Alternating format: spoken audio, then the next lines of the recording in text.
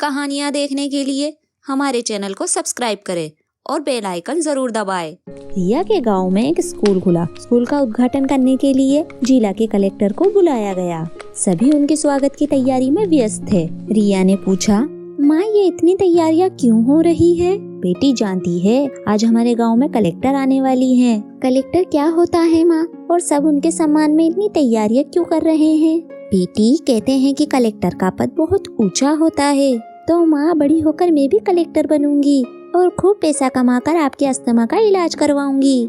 इसके लिए बहुत पढ़ाई करनी पड़ती है और हमारे पास इतना पैसा कहाँ है। जब से तेरे पिताजी गुजरे हैं तब से चौका बर्तन करके तुझको पढ़ा रही हूँ। मेरे लिए तो यही बहुत है। गीता अपनी मासूम बच्ची को उदास आंखों से देख रही थी। वो जानती थी कि उसकी गरीबी उसके बच्चों के सपनों को पैरों तले रौंद देगी। तभी चारों तरफ से शोर आने लगा, अरे कलेक्टर साहिबा आ गई, कलेक्टर साहिबा आ गई। सब लोग स्कूल की तरफ दौड़े। कलेक्टर साहब चमचमाती गाड़ी से बाहर निकली। लोगों ने उन्हें फूल माला पहनाई और उन्होंने रिबन काटा। स्कूल के लिए 50,000 का दान दिया और गाड़ी में बैठकर चली गई। रिया ने भी अब ठान लिया था कि मैं भी अब कलेक्टर बनूंगी। माँ अब सोच लिया तो सोच लिया कि मैं अब खूब पढ़ाई करूंगी और एक दिन कलेक्टर जरूर बनूंगी। सर्दियों के दिन थे। रिया की माँ को अस्थमा था, इसीलिए सर्दियों में वो अक्सर बीमार पड़ जाती थी। रिया बोली, माँ आज आपकी तबीयत बहुत खराब है, चलो मैं आज आपके साथ चलती हूँ। आज आपका काम मैं कर लूंगी। वैसे भी तुझे स्कूल जाना है बेटा, और तेरी 12वीं की परीक्षा भी तो पास आ रही है। माँ मैं स्कूल की पढ़ाई घर में ही कर लूंगी। रिया अपनी माँ के साथ काम करने के लिए चली गई।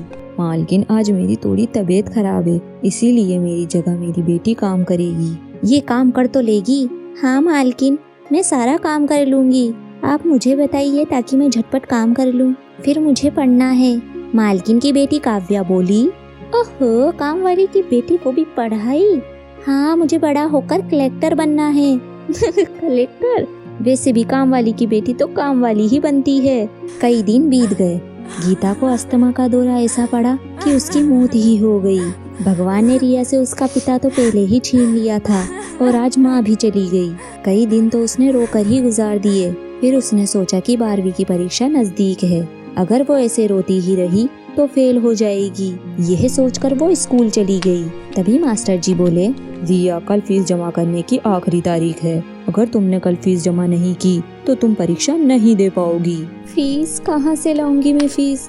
घर में पैसे भी नहीं हैं और अब तो मेरी माँ भी जिंदा नहीं रही। बहुत सोचने पर वो मालकिन के यहाँ गई। रिया क्या तुम काम करने आई हो? मालकिन मुझे परीक्षा की फीस देनी है, इसलिए मुझे कुछ पैसे चाहिए। काम करोगी तभी तो तुम्हें पैसे मिलेंगे। यहाँ क्या पैसों का पेड़ लगा है? रिया के पास काम करने के अलावा अब कोई भी रास्ता नहीं था, क्योंकि आगे पढ़ने के लिए उसे पैसा चाहिए था। ठीक है मालकिन, लेकिन सुबह 7:30 बजे से पहले मैं आपके घर का सारा काम कर दूंगी, क्योंकि फिर मुझे स्कूल भी जाना होगा। कोई बात नहीं, तुम जल्दी आ जाया करना। वैसे भी काव्या के पापा ऑफिस 6:30 बजे जाते हैं। अब रिया तैयार होकर सुबह काम करने आती और फिर उधर से ही स्कूल चली जाती। रिया की परीक्षा हुई और वो प्रथम आई। रिया अपनी माँ की तस्वीर से बोलती है, माँ देखो आज मैंने टॉप किया है। अगर आप आज जिंदा होती तो बहुत खुश होती। अरे शाम का समय हो गया, मैं काम पे जाती हूँ, वरना काव्या मुझे बहुत सुनाएगी। ऐसा करती हूँ, स्कूल में जो मुझे लड्डू मिले थे यही ले चलती हूँ मेरी मालकिन के लिए। अपने पास होने की उन्हें खुशखबरी जो देनी है। मालकिन ये लीजिए मिठाई, मैंने 12वीं में टॉप किया है। अरे वाह, ये तो बहुत खुशी की बात है। मालकिन का बेटा करण बोला, माँ ये लड़की कौन है? बेटा ये हमारी काम वाली गीता की बेटी है।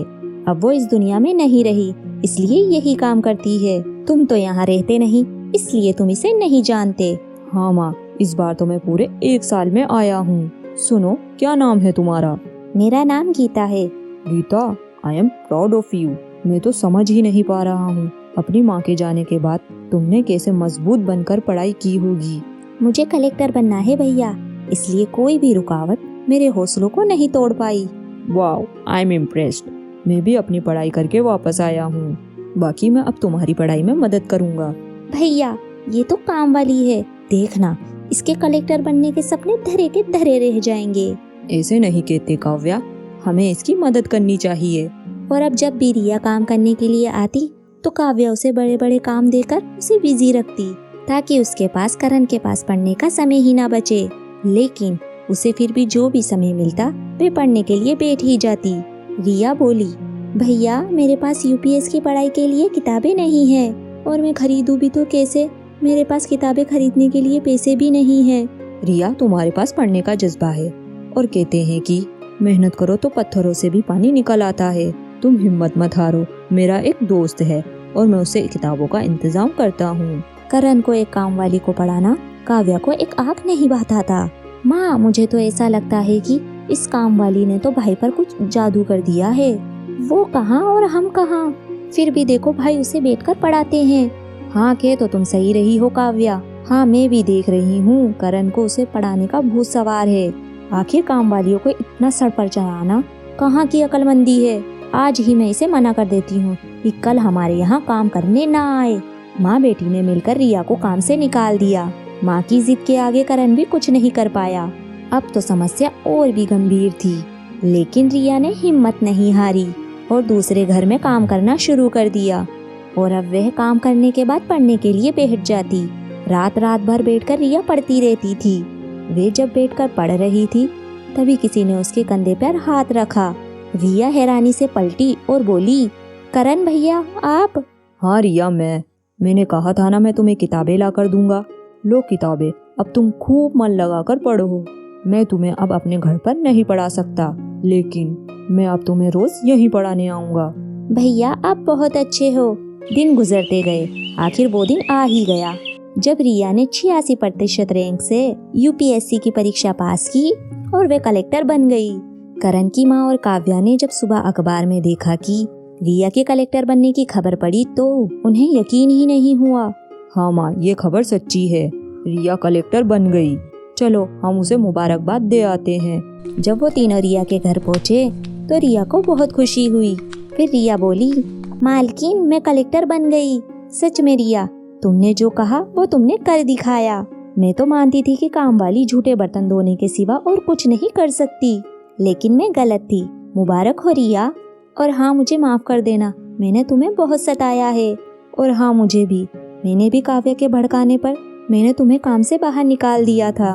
नहीं मालकिन, अगर आपने मुझे कभी काम ना दिया होता तो शायद मैं आज कलेक्टर नहीं बन पाती। आप तो मेरी माँ जैसी हो और मैं आपकी हमेशा आभारी रहूंगी।